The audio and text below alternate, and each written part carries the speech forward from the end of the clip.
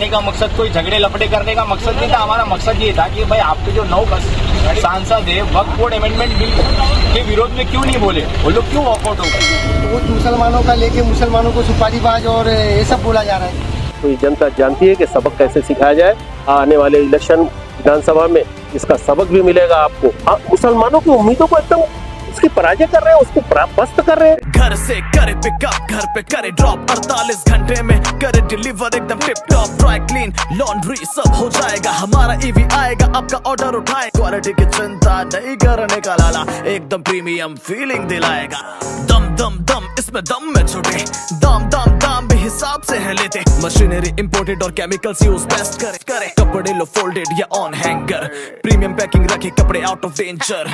Curtain हो, sofa हो या हो शूज, करते हम deep clean, no issue. Siren out, अब घर बैठे बैठे best and premium laundry service को करो इन और बाकी सबको करो आउट, क्योंकि आ गया है सायरन आउट।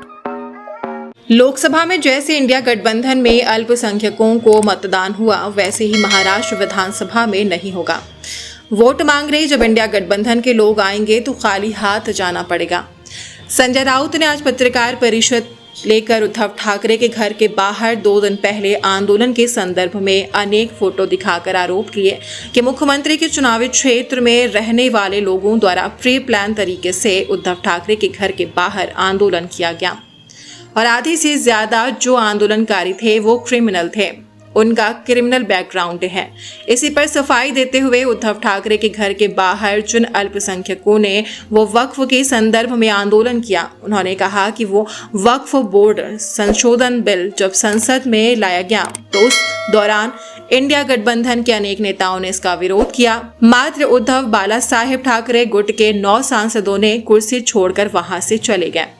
इसी का जवाब तलब करते हुए अल्पसंख्यकों ने कहा कि लोकसभा के 2024 चुनाव में अल्पसंख्यकों ने सबसे ज्यादा मतदान इंडिया गठबंधन के अंग उद्धव बाला साहब ठाकरे पार्टी को किया, लेकिन जब अल्पसंख्यकों पर आंच की बात आई तो उद्धव बाला साहेब ठाकरे गुट के नेता संसद भवन छोड़कर कैंटीन चले गए।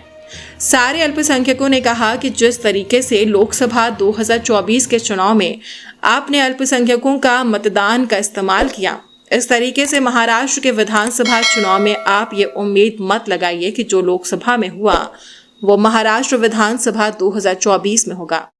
ये गुंडे लोग हैं और भाड़ोत्री लोग हैं और सुपारीबाज लोग हैं। क्या है, इनको वोट लेने से पहले ये सब नहीं दिखता है। वोट एक बार वोट ले लिए और राउत साहब का तो काम ही क्या है। देखिए, उन्होंने फोटो दिखाया था कुछ और, लेकिन मैं आपको दिखाऊंगा ये हमारी वोटिंग यादी, जो ये हजूरी कोपरी पाचपकड़ी विधानसभा में जो मौजूदा मुख्यमंत्री के विरोध में जा करके हमने वोटिंग करवाया और आप देख सकते हैं कि किसको कितनी ज्यादा लीड है। देखो, जिस तरह संविधान ने इंसान को वोट देने का अधिकार दिया है, उसी तरह सवाल उठाने का भी अधिकार दिया है। और वहां जाने का मकसद कोई झगड़े लपड़े करने का मकसद नहीं था। हमारा मकसद ये था कि भाई आपके जो 9 सांसद है वक्फ बोर्ड अमेंडमेंट बिल के विरोध में क्यों नहीं बोले, वो लोग क्यों वॉकआउट हो गए।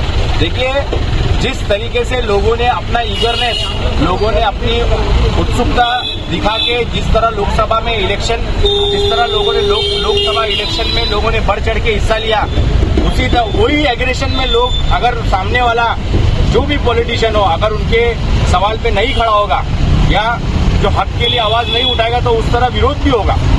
तो हमारी यही मांग थी, हम लोग को यही उम्मीद थी कि जो 9 के 9 खासदार उद्धव बाला साहब ठाकरे के जो जीते हैं वो वक्फ बोर्ड अमेंडमेंट बिल के खिलाफ में बोलेंगे। और बड़ी अफसोसजनक बात ये हुई कि आज संजय राउत साहब जवाब दे रहे हैं, लेकिन हम तो सवाल पूछने गए थे उनके 9 खासदार लोग से, तो आप जवाब दे रहे, उनको फ्रंट में आने दो ना भाई। हमारा आपसे तो कुछ देना देना ही नहीं है, उनको जवाब देने दो। और आप देखना, जो कमेटी बनी है वो कमेटी की जब बैठक भी होगी ना, तब इनके खासदार भाग जाएंगे। और महाराष्ट्र की आवाम, माइनॉरिटीज आवाम के लिए सबसे बड़ा क्वेश्चन मार्क खड़ा हो गया कि हमने जिस तरह आपको वोट दिया, ठाणे, कलवा, मुमरा, भिवंडी, ये बहुत बड़ा क्वेश्चन मार्क होगा। अगर आप सोच रहे हैं कि लोकसभा में आपको मतदान हो गया है, यही मतदान विधानसभा में होगा, अगर आपने अपना स्पष्टीकरण क्लियर नहीं किया तो आने वाले विधानसभा में कुछ और आंकड़े दिखेंगे। मैं इतना ही कहना चाहूंगा। जय हिंद, जय महाराष्ट्र। उद्धव साहब के साथ है ना फोटो, ये मैं हूँ, ये उद्धव साहब है, ये मुस्लिम आवाम जनता है ना।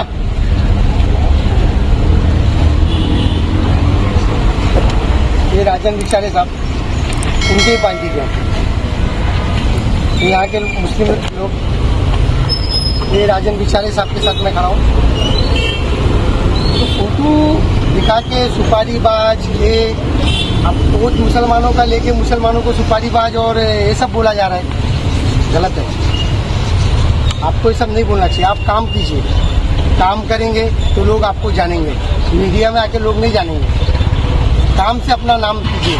संजय राउत ने ऐसा ही कहा कि आधे से ज्यादा आप लोग क्रिमिनल लोग हैं इसमें। सब क्रिमिनल लोग हैं, उनको लग रहा है। सबसे क्रिमिनल कोई नहीं है इसमें, सब लोग मुस्लिम लोग हैं, मुस्लिम समाज के लोग हैं।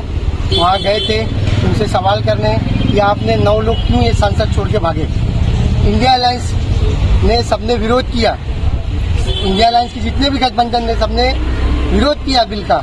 आप लोग उठ के क्यों भागे? आप क्यों नहीं विरोध किए? आपकी क्या मजबूरी थी? आपकी मजबूरी क्या थी? आप उसके बताने के बजाय दावत कर रहे कि सुपारीबाज आए, ये आए, वो आए। आप उस पर क्रिएट करो कि आप लोग भागे क्यों। आप भागने पे वो करो, सुपारीबाज ये सब पे मत करो। काम करो, लोगों का काम करके नाम करो। लोग पहचानना चाहिए काम से। जिस तरीके से लोकसभा में इंडिया गठबंधन को अल्पसंख्यकों का वोट मिला, क्या आने वाले विधानसभा महाराष्ट्र 2024 के चुनाव में अल्पसंख्यकों का वोट किसकी तरफ होगा? इस बार नहीं मिलेगा उद्धव ठाकरे साहब को, नहीं देंगे लोग। ऐसी करेंगे तो वही वोट देगा। देखो मुख्यमंत्री की, देखो एक मिसाल है मुख्यमंत्री एकनाथ शिंदे साहब। रास्ते पे किसका एक्सीडेंट हो जाता है, अपने गाड़ी से रुका के हॉस्पिटल पहुंचाते हैं। कोई गरीब खड़ा है, परेशान है, उसकी खड़े होकर मदद करते हैं। उनसे कोई भी आम आदमी मिल सकता है, कोई बॉडीगार्ड भगाता नहीं है, उनका दरवाजा 24 घंटा खुला है। तो ऐसा काम करो। लोगों के झोपड़पट्टी में भी पहुंचते हैं, सब जगह जाते हैं, छोटी छोटी जगह पे जाते हैं, गरीबों के साथ बैठते हैं। काम ऐसा करो कि वोट काम से दिया जाए। हमारा वोट तो मुख्यमंत्री एकनाथ शिंदे साहब को ही रहेगा। इस बार वही वंस मोर सरकार उनकी रहेगी, CM once more Eknath Shinde साहब ही रहेंगे। ठीक है। अमेंडमेंट बिल जो 2024 में लाई गई है पार्लियामेंट में, ये भाजपा की तरफ से प्रयत्न है मुसलमानों को कहीं ना कहीं खुरच के जख्म देने का, और कोई इसके आगे इसका कोई उद्देश्य नहीं है, क्योंकि इससे किसी को फायदा नहीं है। और या तो उनकी पार्टी के लोगों ने जो वक्फ की जमीनों पे कब्जा करके रखा है पूरे हिंदुस्तान में, उनकी जमीनों को हमारे जो मुस्लिम समाज की जमीनें हैं उनको आसानी से उनके हवाले करने का ये उद्देश्य है। इसके पीछे कोई उद्देश्य नहीं है। बाकी सारी इंडिया गठबंधन की पार्टी ने इसका विरोध किया है, और हम उद्धव बाला साहब ठाकरे से भी ये निवेदन करते हैं, और हमारा ये उनसे आग्रह है, और हमारा एक्सपेक्ट उम्मीद भी है हमें, क्योंकि हमने मुसलमानों ने उनको, हम मुमरा में गए थे, मुमरा में हमने देखा एकदम उन्माद था मुसलमानों में उनको वोट देने का, एकदम पागलपन था। पागलपन की हद तक बीमार पड़े हुए जो 90 साल के जो बेचारे बेड पे है, हॉस्पिटल में, कहाँ है, ऐसे ऐसे लोगों को उठा के ले जाके वोट दिया है उन लोगों ने और दिलवाया। और आप ये क्या कर रहे हैं? मुसलमानों की उम्मीदों को एकदम उसकी पराजय कर रहे हैं, उसको पस्त कर रहे हैं। आपने अगर इतना आपको मुसलमानों ने प्रेम दिया है तो उसका बदला आपको देना पड़ेगा, और आप दीजिए। और आगे भी देखिए, अगर इस तरह से आपका यही आपकी वो रही, अगर आपका यही धोरण रहा कि भाई हमने वोट ले लिया, अभी तो पार्लियामेंट खत्म हो गया, तो याद करिए, आप ये हिंदुस्तान है, यहाँ की जनता को आप ग्रांटेड मत लीजिएगा। ये जनता वोट देती है, तो उसके बाद अगर उसके आप समस्या में उसके वक्त में खड़े नहीं रहेंगे, तो ये जनता जानती है कि सबक कैसे सिखाया जाए।